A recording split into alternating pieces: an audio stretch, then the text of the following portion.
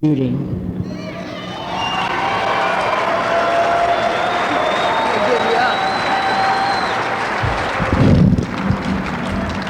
My name is Judy. I am an addict. I'm sitting here in the chair of the meeting, and the leader of the meeting asks me what the speaker's name is. I'm glad I remembered my name. Let's see. Oh boy. First of all, I want to, oh, here I go. Okay, first of all, I want to thank the committee for asking me to share here this morning.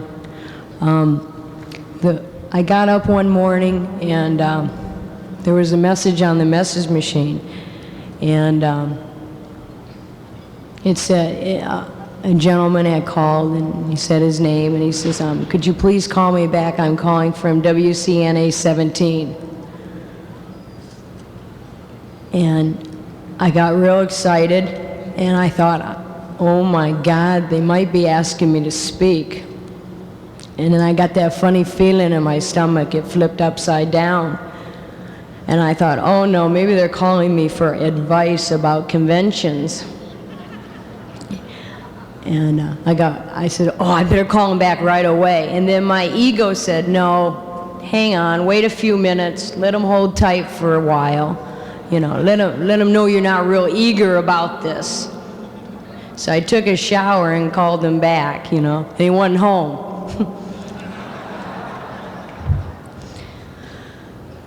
Yeah, anyways, okay, enough jokes. Okay, oh shit.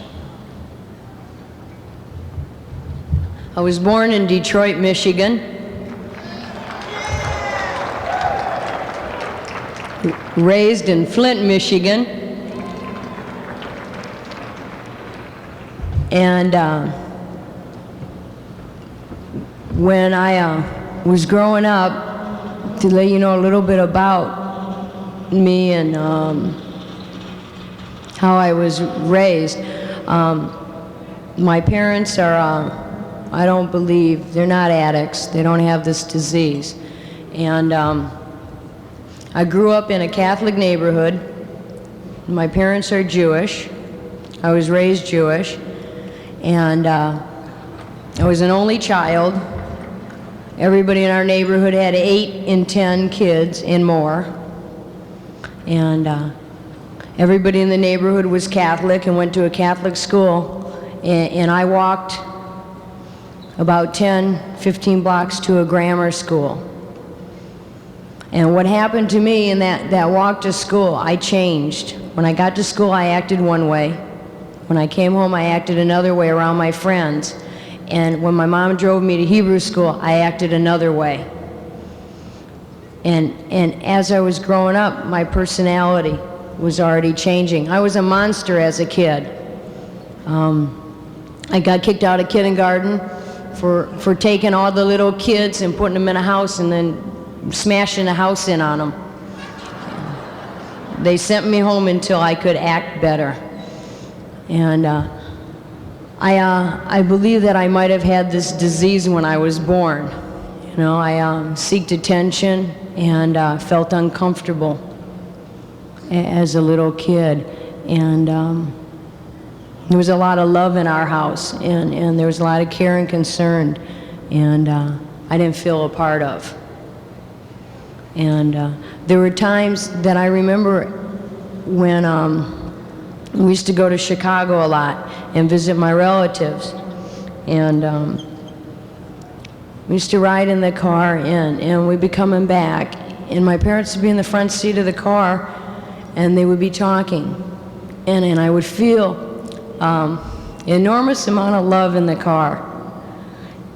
And I felt that I was loved, and I felt that I was taken care of. And I would lay in the back seat of the car, and I remember this, and the trees would be, the sun would be coming through the trees, and I feel that feeling of being taken care of, and that nobody could hurt me, that no matter what happened, inside I felt real comfortable and real loved. And somewhere along the line, I lost that feeling. I grew up and I had it once, and when I was 7 or 10 years old or something, I found a little book in the drawer about being adopted, and I asked my mom about it, and she told me I was a special kid. And I asked her who my parents were, and she said she didn't know. And I wanted to know information, and I didn't get it.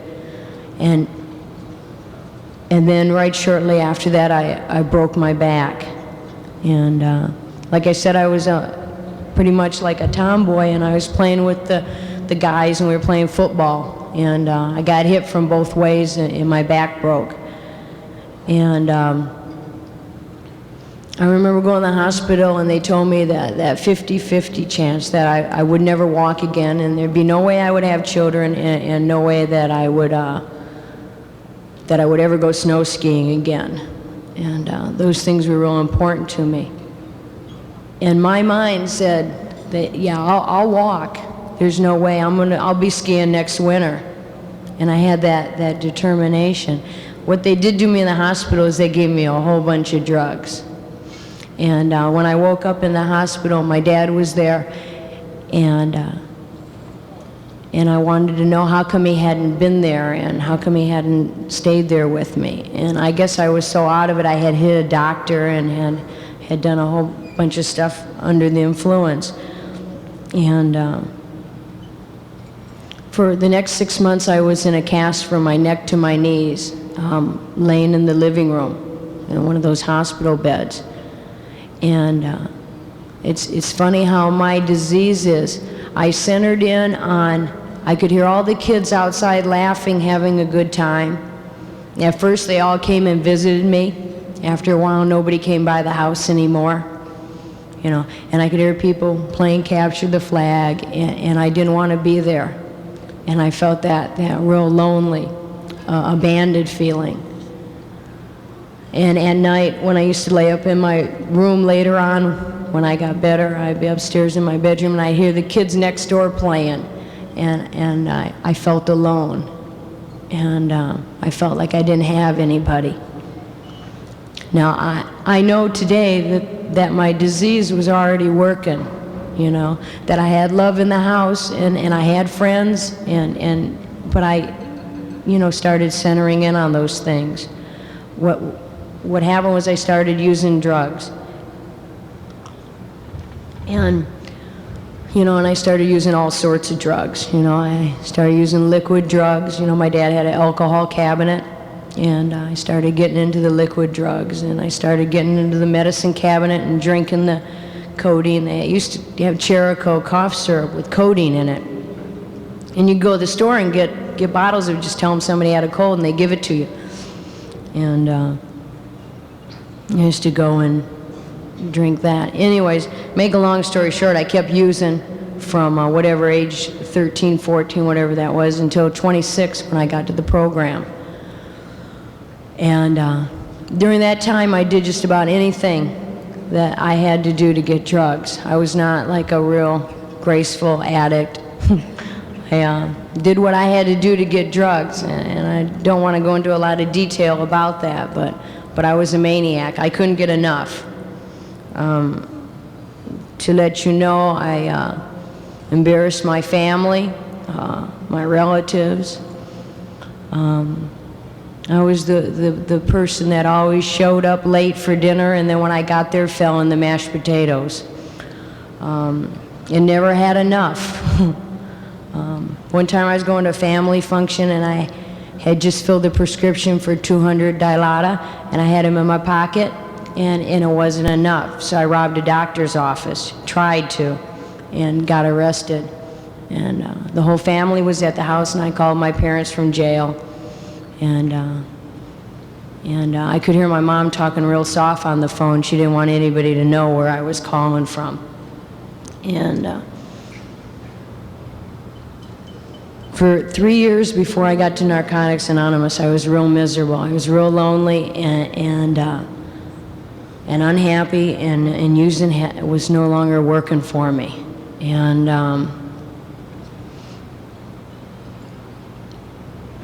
I remember the person I was living with asked me to marry him, and I said, I thought about it, and I said no. And he said, why? And I said, because I just don't think I'm going to be like this the rest of my life. And he says, what do you mean? I said, well, we're on methadone, and we got this happy little house, and we've been like this for years, and for some reason, I think there's something else going on out there. And I don't think I'm going to be like this, and I don't know where this higher power or whatever, I said to him, I said, I just don't know if I ever stop, at that time was taking methadone, I says, I don't know if I'll love you, and I don't know if what I feel for you is real now. And about 3 years later, I tried to commit suicide in jail, tried to hang myself. When you're short, you can hang yourself real easy. It doesn't take a lot. I tried to hang myself in jail. They come down to release me, and I'm like choking and starting, and hanging myself, and and the sheets. I wetted the sheets so it would dry up real tight, and I was really gone. I got to tell you, my using got me real crazy. At the end of my using, I didn't know if I was coming or going. I was in jail ice skating. I overflowed the toilet. I was in Sybil Brand. It was cold, and I smoothed all the water from the toilet in the bathroom, and I was ice skating and sliding around this jail cell, and I was not wrapped real tight when I got here. Those people who know me that are here, they know I was gone when I got here. And my elevator wasn't landing on all floors, and it wasn't going to the top at all. And so I tried to hang myself, and they came down to let me out of the cell, and I was like crying, and they said, what do you want to do? And I said, I don't know. And for those of you who have felt like that, I was the kind of person that always knew. I was the kind of person that always could say one more thing to you. I could tell you one more time, I can hang. And I finally said, I don't know. I don't know what I want to do. And they took me into, I don't know, some lady, and she said, what do you want to do? It's time for you to go home. I said, I don't want to go home. And she said, you don't want to go home? I said, no, I don't want to go home. And she said, do you want to stay here in jail? I said, no, I don't want to stay here in jail. And she said, what do you want to do? And I said, I don't know. I don't want what I have, and I don't want, if I leave here, I'm going to go start using again. And so they said that there was this recovery house, and they had chickens there. I happened to like chickens, and outdoors, and they had a recovery house that was outdoors and had chickens. So they sent me to this recovery house, and I was kicking whatever 800 milligrams of methadone, so I didn't sleep for 30-some days, and everything was talking to me, and the insanity. And one afternoon I got well. Everything was okay for about 5 minutes, and I left there. I got back down to LA, and I started using again. And the same old thing started up right again instantly. And about a week later, my PO sent me somewhere, and somebody at a outpatient place asked me if I had ever gone to Narcotics Anonymous. And I said no. And I didn't know what NA was, and I didn't know anything about NA. And she said, well, what you should do is call the NA hotline. And at that time we had hotlines in our area, and she says you should call that line, and I left there, and I thought Narcotics Anonymous. I says maybe I can call there and they can give me some drugs and stuff, help me out.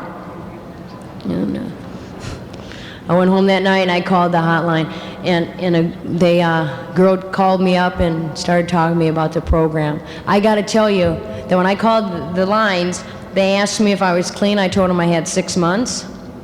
And how was I doing? I told them I was fine. And they asked me if I'd like to go to a meeting. I said, I think I said okay, because she came in, you know, the girl calls me back. Anyway, so I went to my first meeting that night. And I don't know about you here, and I know that there were some people here last night with their first day clean. I got to tell you that I was real nervous, and I was real scared. And I walked into that meeting, that girl picked me up, and I don't remember driving to that meeting, and I don't remember anything we talked about. And I walked in there, and I felt real uncomfortable. I felt like I hadn't showered in years, and all these people were all clean and fresh. And I sat down between two women, and they were all very nice and friendly to me. And they all gave me their phone numbers. And I felt real less than. I felt that I didn't deserve to be there, and that I shouldn't be there. And during the coffee break, somebody asked me how I was doing, and I said, fine, everything's great. I'm gonna buy land next week, and I'm gonna build me a farm and grow some vegetables, and my life is all right. I still had this thing in the back of my head, if I was a farmer and if I had enough vegetables, that would make me happy. And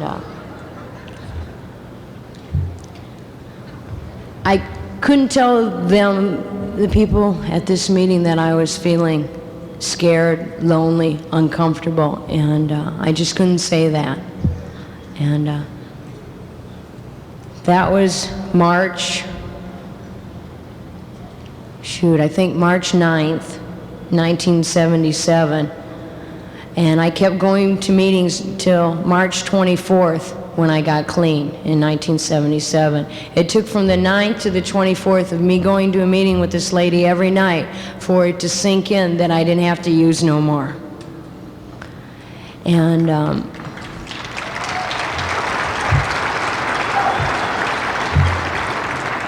And I'll tell you one of the things that really helped me out. I was sitting in a meeting and I heard a lady share and I got chills.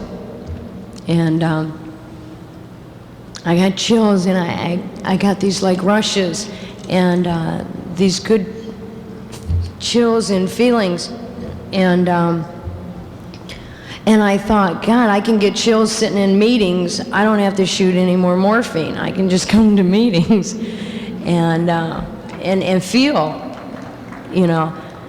And I used to think meetings were real spiritual.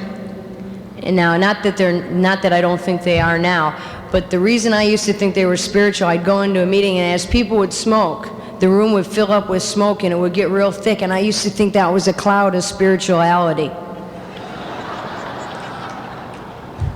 The more smoke in the room, the more spiritual it got for me. And what happened was, you know, one day I realized that I didn't have to use anymore. And through a series of events in that day, I ended up in the bathroom with my back against the door, my legs on the bathtub, and my mom was pounding on the door, hollering at me, get out of there, I'm going to call your PO, I don't want you in the house anymore, you're going to kill yourself, and blah, blah, blah. And she goes, you're going to kill yourself. And I hollered back, leave me alone, I'm already dead. And I heard myself say that, and I realized I realized where I was at. And, you know, I didn't put the drugs in my arm. I shot them down the toilet. That's the first time I ever put drugs down a toilet. I got on my knees and I says, God, help me. You know, I don't want to do this anymore. And this voice, I don't know about you guys, but I didn't hear voices like this. Voice came into my mind and it says, stop using and I will help you. And I came out of the bathroom. My PO was on the phone telling me I had to come in and test, and because my mom did call her. And I called this girl that was taking to my meetings, and I told her, you know what, I don't want to use, and what do I do? You know, and she came over and got me, and you know, and I started going to meetings. I continued to go to meetings. I continued to go to meetings every night for more than 3 years, you know, and I remember I was 9 months clean, and I went to a daytime meeting, and I went to a basketball game at night, and there was a bunch of 9 of us on the program, and I thought that was the first nighttime meeting I had missed, and I was real shaky. I thought that maybe I would get loaded at this basketball game. And they all said, well, we're all together, there's 9 of us, we should be okay. I was real nervous about it, you know. And I stayed with people on the program. I stayed real close, you know. I used to, you know, on Saturdays I used to walk to a meeting. I didn't have transportation that much, and I used to, I was kind of jealous everybody had bumper stickers, so I wrote on my shoes, easy does it, and one day at a time, and keep coming back. And on the way home from the meeting, I'd be walking home, and I'd sit up in Beverly Hills on these rich people's lawns, you know, and I'd cross my legs so everybody driving by could see my bumper stickers on my shoes. And my first wild clean there, those first years were really, you know, and I gotta tell you, I was real scared. I was real nervous. I didn't walk in here and start instantly giving everything up, you know, and telling everybody the truth. It took a lot of years for me to get honest. I was in a meeting one night, and I was real scared, real nervous, and feeling like crying, and somebody came up to me and asked me what was wrong, and I told them that I was upset because my boyfriend got killed in the war, and that I had shot a bunch of people in a bus overseas with a machine gun, and I started telling people some stories. You know, I used to wear Army fatigues to meetings. I had a, it didn't run, but I had a 1940 Army Recon Power Wagon with a big wrench on the front of it. And I used to, that was my vehicle that didn't run. And one guy on the program, one day I was given changing the brakes on it. I didn't know what I was doing. I took all the brakes and stuff. I was going to put new brakes on it, and I had all this stuff all lined up, you know, and I thought, well, then I'll just put it all back in the same order. And some kids came by and mixed up the order, and so that was 4 years the truck sat in the driveway like that. And when I got clean, a guy fixed the brakes on it, so I started driving this power wagon to meetings. You know, and I was still fighting the war that I never was in. And but what was happening is I was seeking a lot of attention, and I was wanting you people to love me, and I was just scared that I wouldn't get love, and I was just scared that I wouldn't feel love. And I used to go to meetings with people, and I'd drink out of the ketchup bottles after the meeting in coffee, and they would take me to another meeting the next night. And I kept doing things to push people away, and they kept picking me up and taking me to another meeting. And I kept, you know, just trying to get people to finally give up on me, and they kept taking me to another meeting. And what happened was I started trying to work the steps to the best of my ability, and I knew I was powerless over my addiction, and my life was unmanageable. There was no doubt. I knew that I could not manage my life. I knew that no matter what I wanted to do, that I couldn't stop using on my own. That no matter how much I held my breath, no matter what I did, I couldn't just not use. I was completely powerless. And I knew that. I had for years I tried to stop. I knew I couldn't stop on my own. And, you know, I started asking God for help to to stop using. And each day I asked him for help, and I kept getting one more day back to back, back to back. And I remember I got a sponsor right at first. The girl that would pick me up, 12-step me, I asked her to be my sponsor. And I was about 15, 20 days clean. She told me to write an inventory, so I did. I wrote a 15-page inventory about all the things that I had done that were so terrible. You know, the things that I would tell anybody in jail about. Yeah. And I wrote that inventory. I went over to her house, and she says, okay, I want you to read it to me. And I hadn't heard that part of the step. You know, so we sat down, and I read it to her.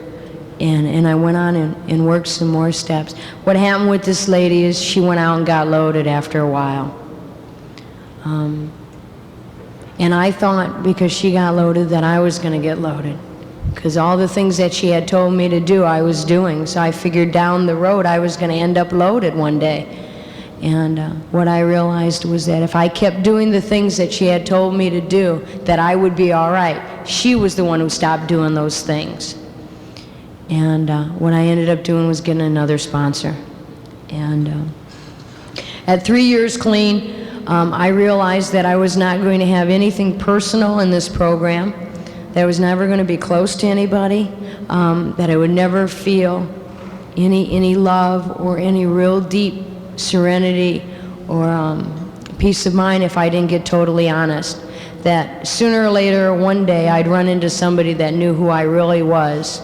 That someday somebody would walk in these meetings like one of my relatives or somebody that was overseas and would know that the lies, you know. So I was in that situation where I had to make a choice. Was I going to stay in Narcotics Anonymous, or was I going to leave because I couldn't get honest?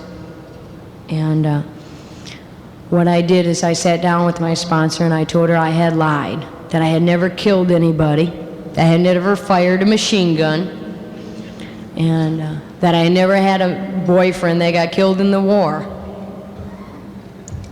And she told me, now you have to tell everybody else. Everybody that you lied to, you need to go to them and tell them. So I remember I went to a camp out and hit 200 of them at one time. And I went to our Saturday night meeting in Venice, California, and hit the other 150 there, and started on the phone calling a few others that you know.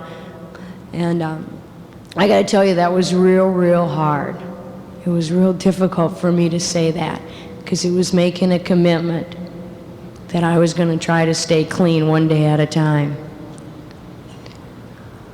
And after that, a lot of things started changing with me, a whole lot of things. And I got to tell you that since I've been in this program,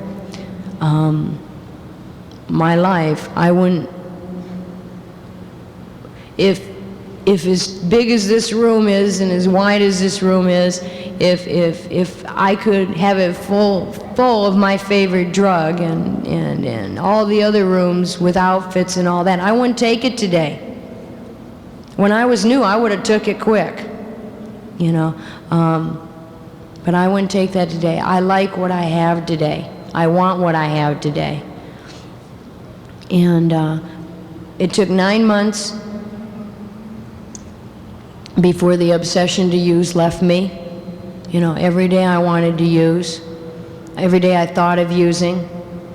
I would sit in meetings and see people come loaded and nod, and I would watch them with envy and jealousy, and, you know, and look at them, you know, and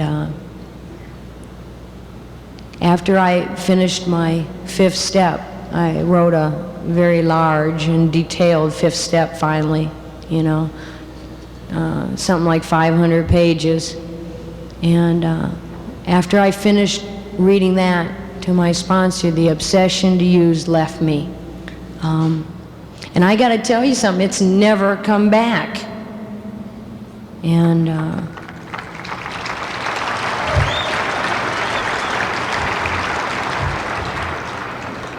And I didn't have days before I got to Narcotics Anonymous where I didn't want to use, you know. And I don't have that obsession. And I think my somebody told me once that I didn't have to worry about a second step, just to skip it. That I was so crazy and so insane that I did not have to worry about being restored to sanity. That not to linger with that one, because it just wasn't going to happen. And I wasn't willing to accept that, you know. And when I held on to that, I was sane as long as I wasn't using. And that I had some hope. That as long as I wasn't using, I had hope that things were going to get better and things were going to change. And I held on to that. I held on to that feeling. And I tried to turn my will and my life over to the care of God. And it didn't work out real good. My turning it over was driving in the car screaming out the window, "Okay, God, it's yours. Take it." You know? And I was like that for quite a long time. I was pretty not working a program. I have thrown Cokes in people's faces on the freeway. You know, in California now they shoot people on the freeway. You know, thank goodness when I was coming up that you could throw a Coke in somebody's face and they just chase you down a little bit and get away. But I had a lot of anger. I had a lot of fear, and my fear came out in anger. You know, it showed up in my anger and my attitude, and that's where I showed my fear. And what I found out around here is I found out that I hid a lot in service. I became very active in NA. I became very service-orientated, and that's all I did. I got up in the morning and I thought of what commitment I had, and I was committed. Within my first year, 3 years clean, I had every commitment Southern California had. I had done it. And not had done it like half. I was a GSR alternate for a year. I was a GSR for a year. I was the ASR alternate for a year, the ASR for a year. I was entertainment rep for a year alternate, then the rep for a year. I was on the convention committee. I was treasurer of the convention committee. I had a couple of meetings, you know, and I had a treasury of another meeting. I had another Sunday night meeting that no one came to, and I sat there for a couple of years or so. And I was doing all this in 3 years. So I just got to tell you, I didn't have one commitment, I had about 10. And what happened is I woke up one morning and I realized that I hadn't been with Judy for 3 years. That I was moving so fast and I was running from commitment and thing to thing to thing and talking to babies and doing this and doing that and that I didn't have no time to stop long enough to allow God to really work in my life. To really work in my life. And what happened was I had to stop and start getting more in touch with Judy. And I got real fearful. And I started writing another inventory. And at about 6 years clean, the inventory that I wrote revealed to me that I was very, very fearful, as I was before I got here, that I would not have anybody in my life one day, that my phone would not ring, that I would wake up one day in a convalescent home having no visitors.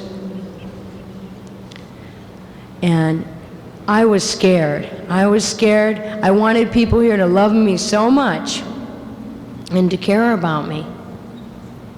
And I was doing 12-step work. I was helping people. I had girls on my couch. I was of service. But I still had, and I was loving, and I was understanding and caring, but I still wanted that deep, deep, deep feeling from everybody here that I was accepted and that everybody loved me.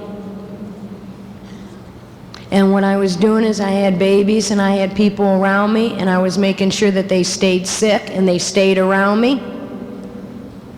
I was making sure that I only gave them enough direction so they would stay ill.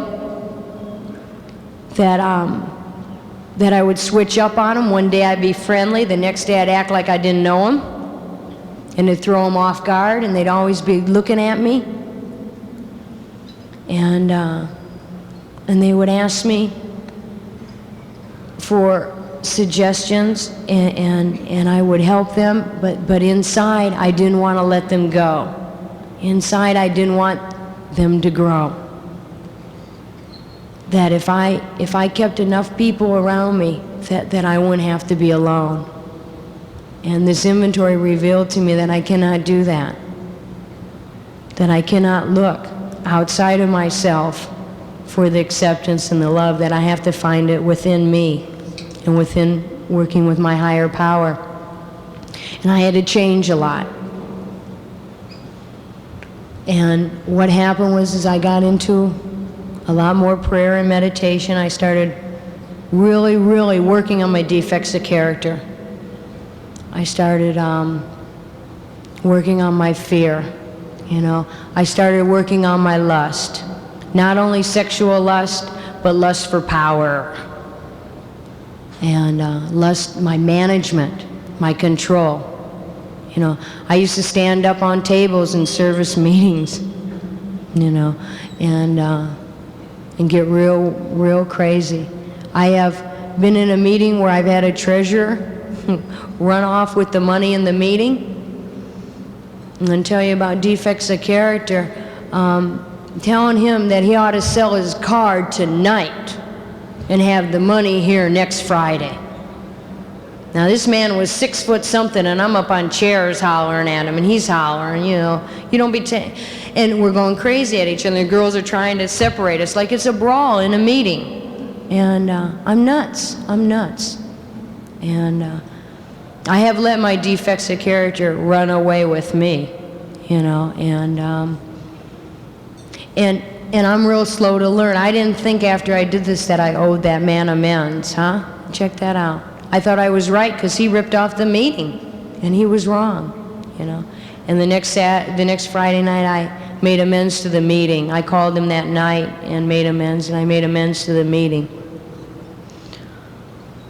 You know, and I had to start really working on my defects of character. And I found out that if I allow, you know, my higher power to work in my life, that I can feel love and feel acceptance, and I can do things that make Judy feel okay about Judy.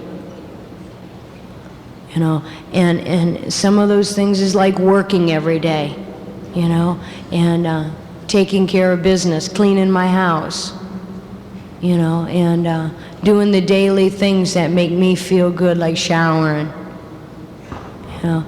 And, you know, I have had some different experiences that have happened to me in the program.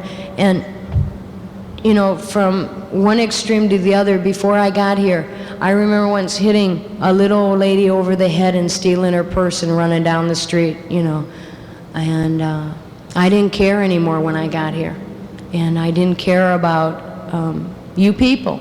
I used to hear people in meetings welcoming the newcomer and talking about love. I didn't really care. I got to tell you, I really didn't care. I didn't care about me. I didn't have the ability to care.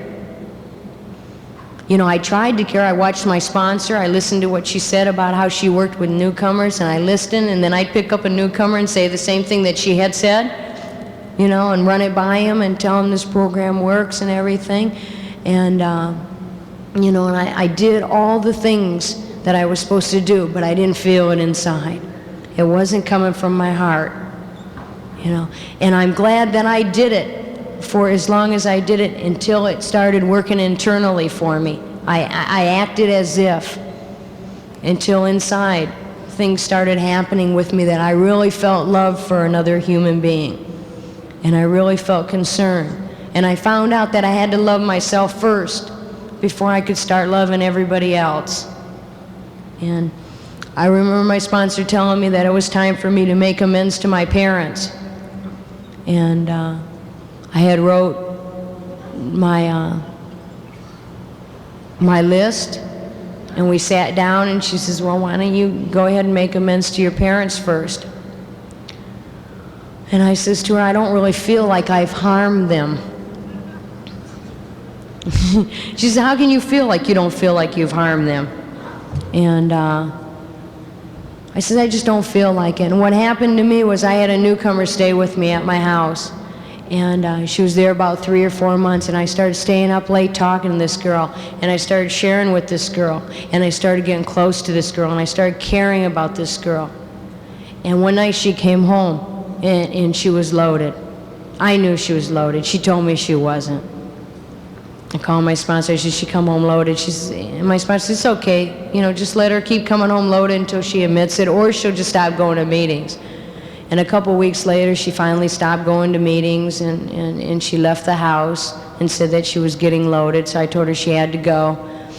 And the next couple of days, I felt sad. And I felt bad that this girl was out there using. And I wished I could help her, and I wish I could fix her. And I started feeling like doubts. Man, how come this program's not working for her? And I started feeling frustrated. And I started wondering. And I said, damn, how come she can't make it? I can make it, blah. And all of a sudden, I started feeling about all the stuff I had put my parents through. All the things I had done to them. All the nights they was wondering where I was at. When I disappear months after months. And I started thinking, you know what, I can go to my parents now and make amends. I feel like I have harmed them. You know, and my dad's the kind of guy, when I grew up, if I put my feet on him, he'd push my feet off and go, don't touch me. My dad's not a real touchy, huggy kind of a guy, you know? And I always wanted my dad to hug me, and I feel that feeling. And I went to my dad and I said, Dad, I need to talk to you. And I don't know, we was in a car lot. I don't know we were in a used car lot walking around. I don't know what we were doing, because I wasn't there to buy a car. I don't know why, but I remember we were in a used car lot walking around, and I told him, I need to talk to you about something. And he says, what? And I says, I need to tell you that I'm sorry. And he says, for what? And I says, for all the harm, emotional harm, spiritual harm, and physical harm that I've caused you for all these years. And I want to tell you that I'm sorry, and that I don't want to do that anymore to you. And he put his arm around me, and put his arm around me, and he says, are you happy? And I said, yeah, I'm happy. He says, that's all I have ever wanted for you my whole life was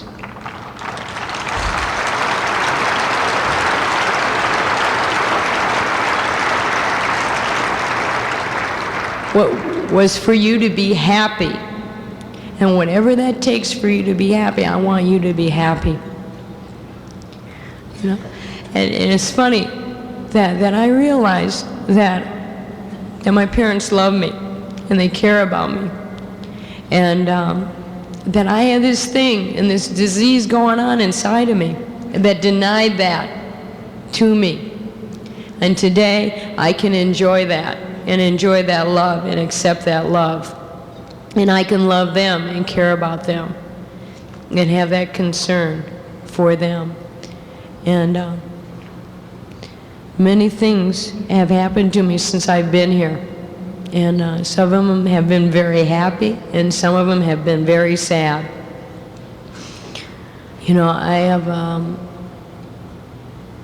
have gone through things that have almost devastated me. And I've got to tell you, I know why I use drugs. You know, I know why I used. You know, I don't like to feel. You know, I don't like to feel sad, and I don't like to feel hurt. You know, and I know why. I kept myself out of it for so many years. You know, I remember I lost something that I loved very much, and I get so emotional. I had this dog, and some people have heard this story before. I had this dog. We used to use together. The dog didn't use, I used. We used to go rob houses together. We had our scam down. I'd tell the dog to go down the street, and she'd act like she was lost, and I'd go in the backyards looking for her, and she'd wait out front for me. and I'd rob people's houses. This dog, once I got arrested, and she waited 2 days for me to come back and pick her up. She sat there. The cops took me away. I told her to act like she didn't know me. She just sat there, acted like she didn't know me. And a couple of days later, when I finally got a call and stuff and got a hold of, you know, my guy I was living with, I says, the dog's on the corner of blah, blah, blah, and blah, blah, blah. Go pick her up. She should still be waiting. She was there waiting 2 days later, waiting for somebody to come by and pick her up. And what happened during my using, this was the only friend I had left when I got here, you know, my buddy. And went to a regional meeting one day, and it's weird how something happens. She come up to me and kind of pushed on my side like she had to go to the bathroom or something, and I was involved in the meeting, kind of self-obsessed, and involved in the meeting. I ignored her. Like, apparently she had to go to the bathroom. Anyway, she went outside. That's the last time I seen her. You know, she went outside and disappeared. And at that time, I was sponsoring a girl that had this guy that was harassing her. And he picked her up, and, you know, I don't know what happened, but anyways, she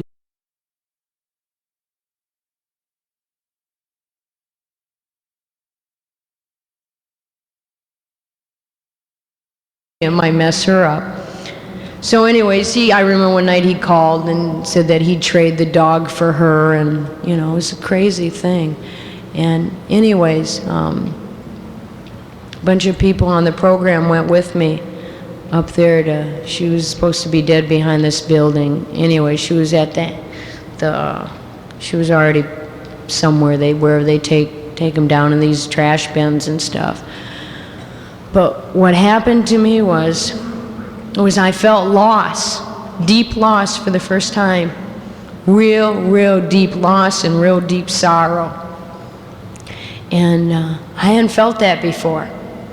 I hadn't felt that many emotions and feelings.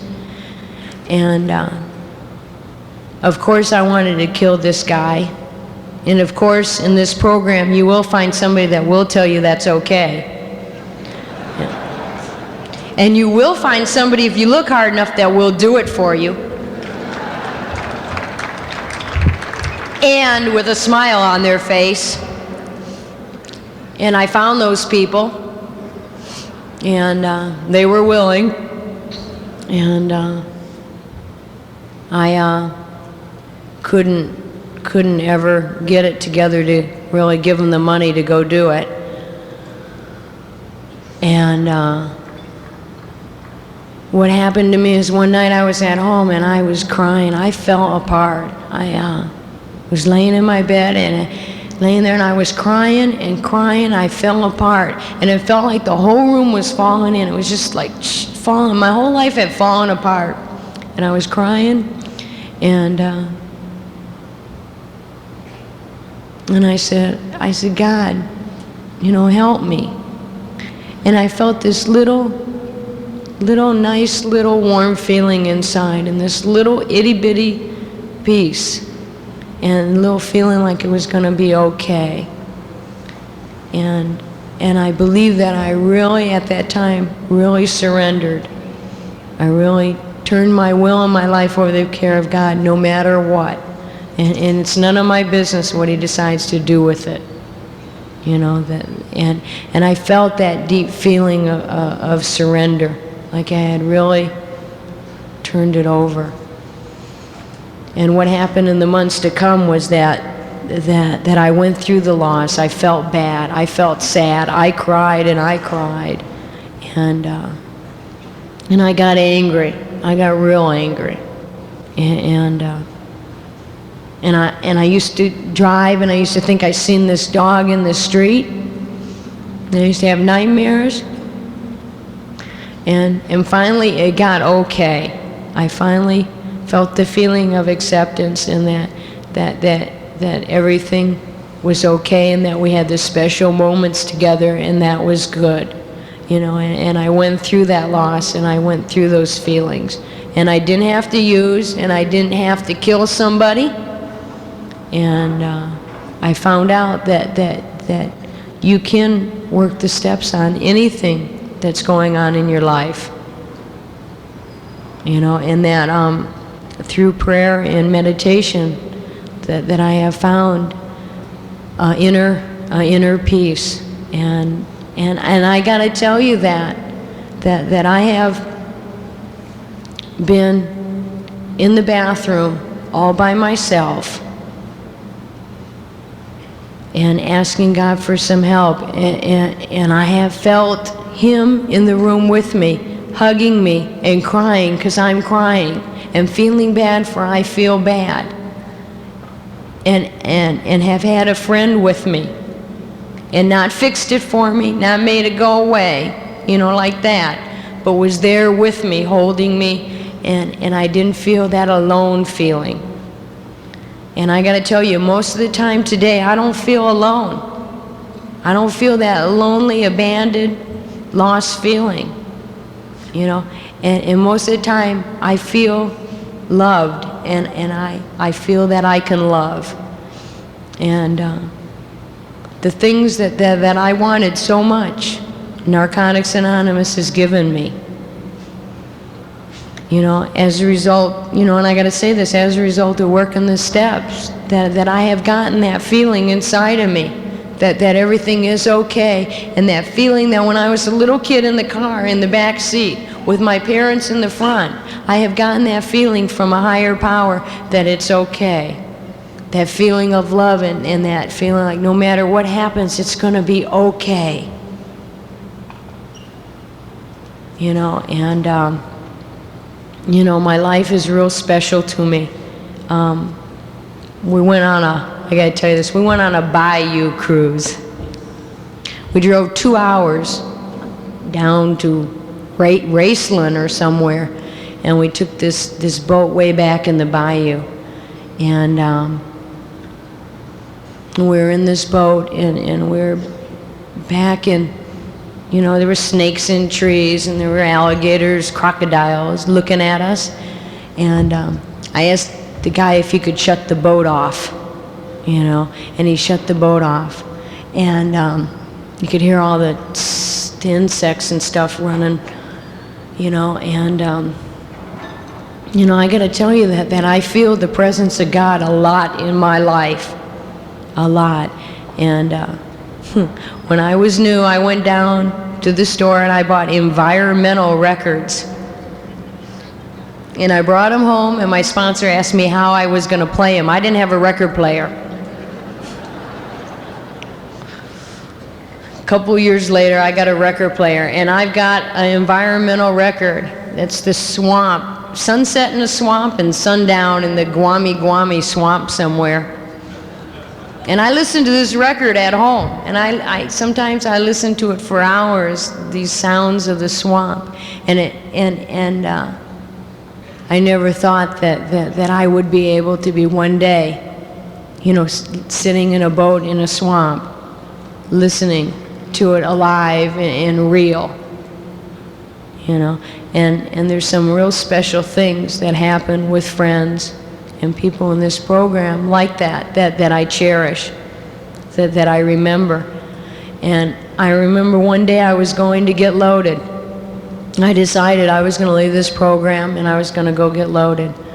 And I had all these phone numbers and people's names, you know, and I was driving down the street, and they flew out of the back of, I was driving a moped, and they flew out of the moped. And I said to myself, I better pick them up because I'm going to get a littering ticket. And I started picking up all these phone numbers, and I started reading the people's names and their phone numbers, we care. And the person's number and phone number, we care. You know, and I was reading those numbers, and I thought, you know what? These people really do care. I don't have to get loaded. And sometimes it was that day of people giving me their phone numbers that I didn't go get loaded that day, because I knew that there were some people in my life that if I wanted to, I could call. And I didn't have to leave this program. You know, it's very special to me that I'm able to come here, you know, to New Orleans to come to a world convention. You know, I went to a world convention in the 7th annual, or whatever it is, the seventh one, and it was a world convention, but I feel like this is my first world convention. And I think the reason why I feel like that, because it seems like the world is here.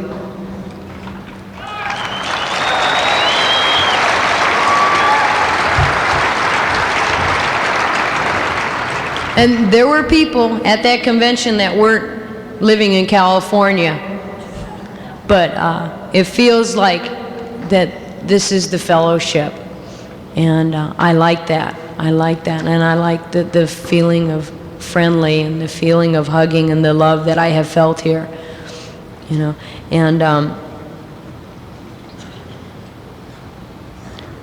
I always do this. I always look for a closing line.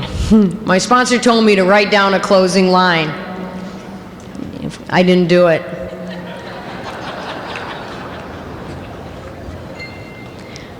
You know, and if you're new here, and I want to welcome the newcomers here, you know,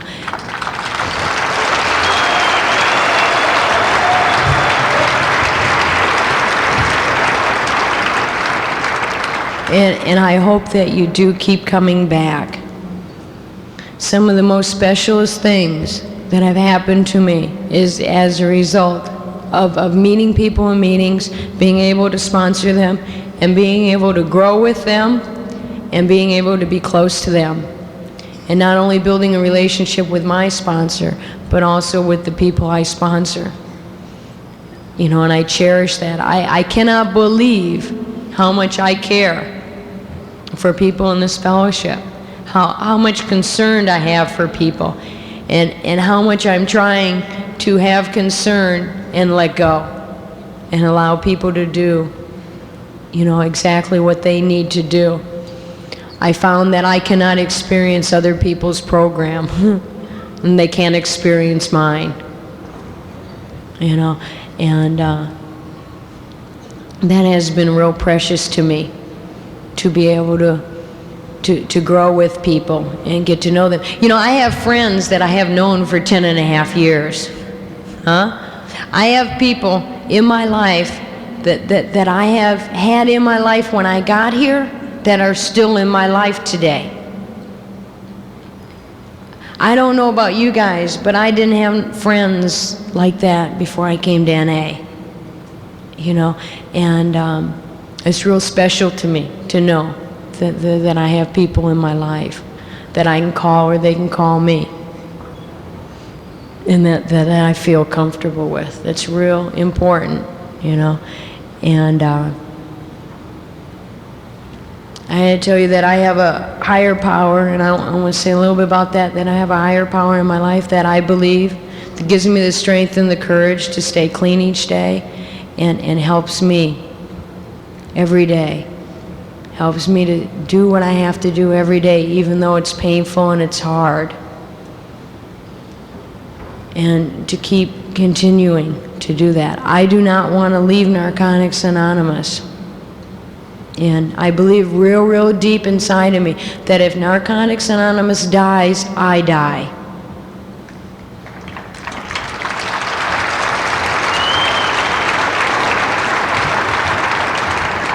And that's why I am of service. I'm still of service, not obsessed with it. I'm of service. You know, I have a few commitments in Narcotics Anonymous, and I'm of service. You know, and I hope to always be of service. It's real important to me to give back. You know, it's real important for me to help Narcotics Anonymous grow and to have it here for the newcomer and have it here for me to go to, you know. You know, I want a place to go tomorrow, you know. And I just want to mention one thing. I'm real grateful that when I got clean, there were Narcotics Anonymous meetings where I live. Within a half hour of my house, there was a meeting every night of the week. And I've been able to to go to Narcotics Anonymous since I got here. And for those of you who don't know, I've been able to get everything that I have needed in Narcotics Anonymous. I have not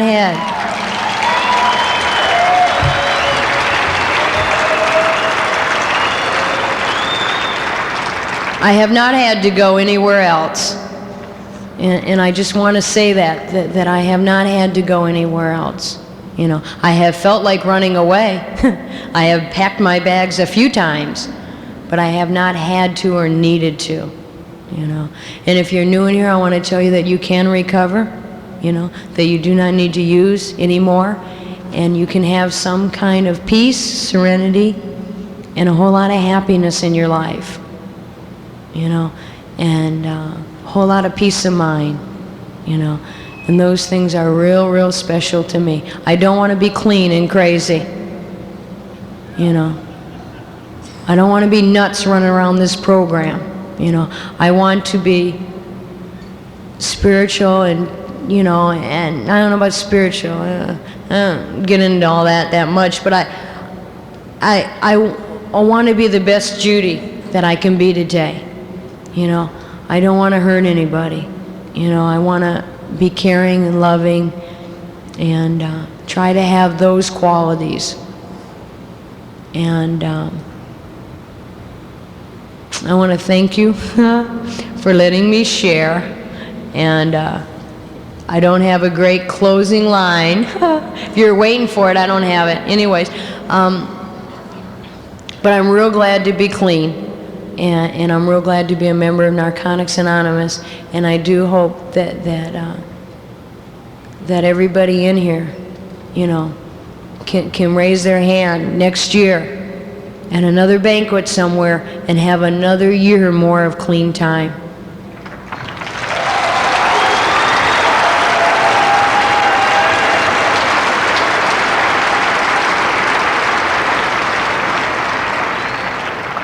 Thank you very much.